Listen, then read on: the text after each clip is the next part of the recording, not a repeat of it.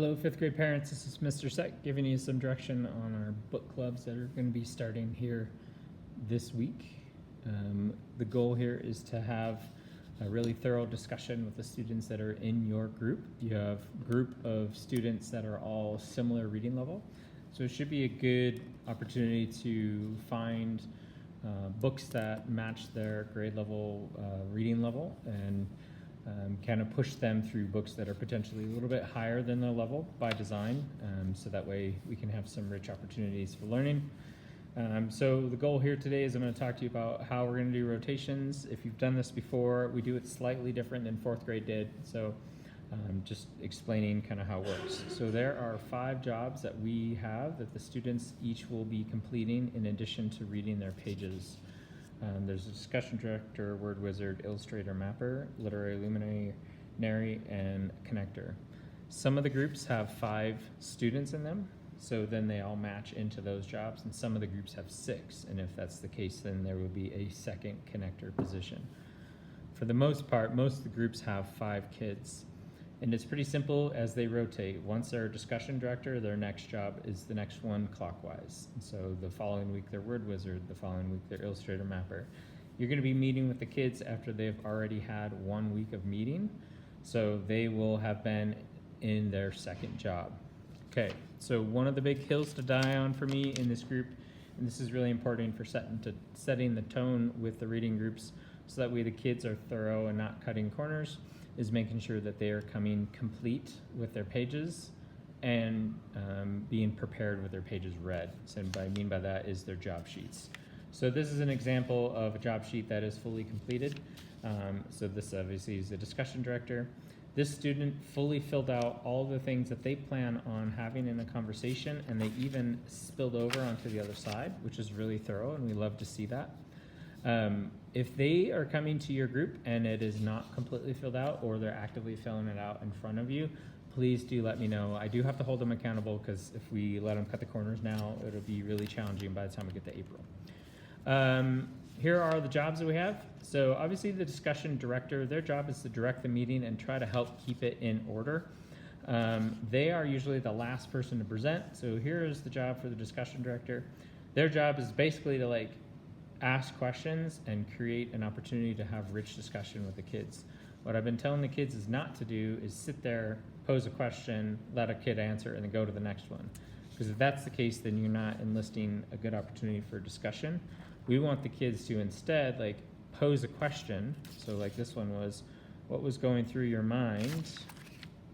And then pose that question, and instead of being here's what was going through my mind, that student would say, hey, so-and-so, what was going through your mind when this happened on this page in the story?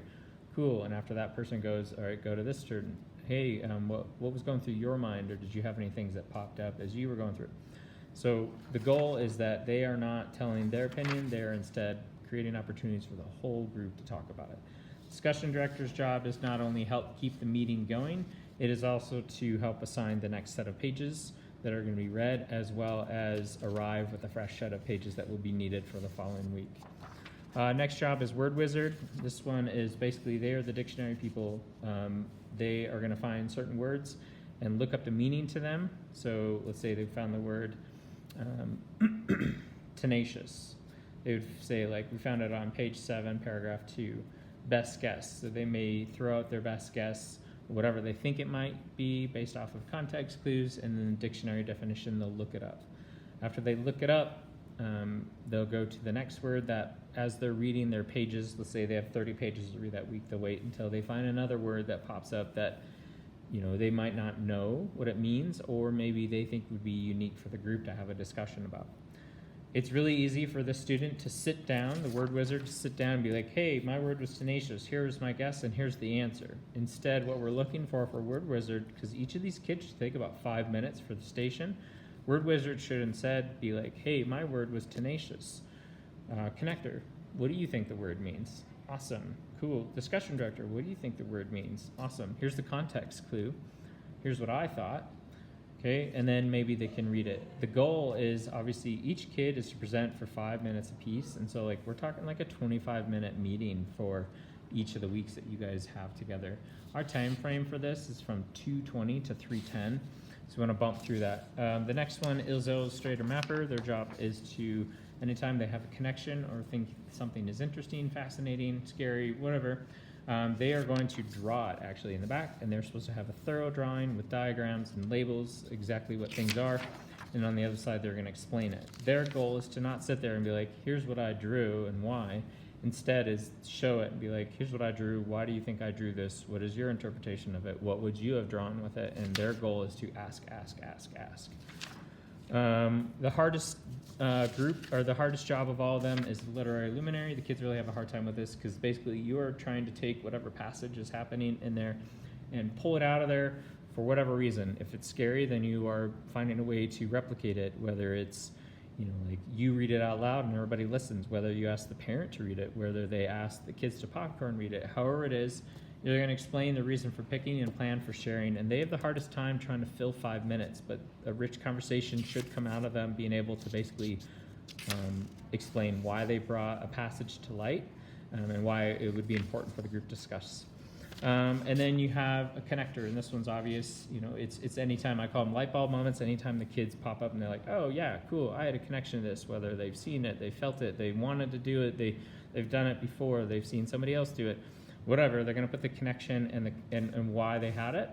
And then more importantly is, you know, once again, the connector is not going to be like, here's the connection I had and why I was connected to it. Instead, they're going to be like, all right, Word Wizard, let's start with you. Did you have any pieces you connected to? And then hopefully, you know, he'll present something, and then Literary Luminary might pop their hand up and be like, oh yeah, I thought the same thing. And then, so that way they're having these cross discussions back and forth.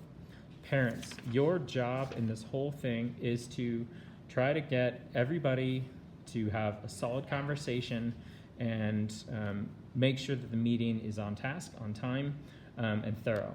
We want to have meetings that are about 25 minutes long. If you have 6 people in a group with a second connector, we're talking like 30 minutes long. Okay, the goal is we want to see you finish your meetings by about 3:05, and then by the time we get you back, you will spend the last 5 minutes from like 3:05 to 3:10 deciding what is the next set of pages that the kids need to read. So maybe they finished at 27, and then the next set of pages that they want to read to maybe is like 45. And they need to have a collaborative agreement on like, hey, this is the amount of pages we want to read. Anyways, here's how the kids will sit. They'll sit in the circle. You can sit anywhere along the sides with them. I have encouraged the discussion director to sit on the north chair, whatever room it is that they're in.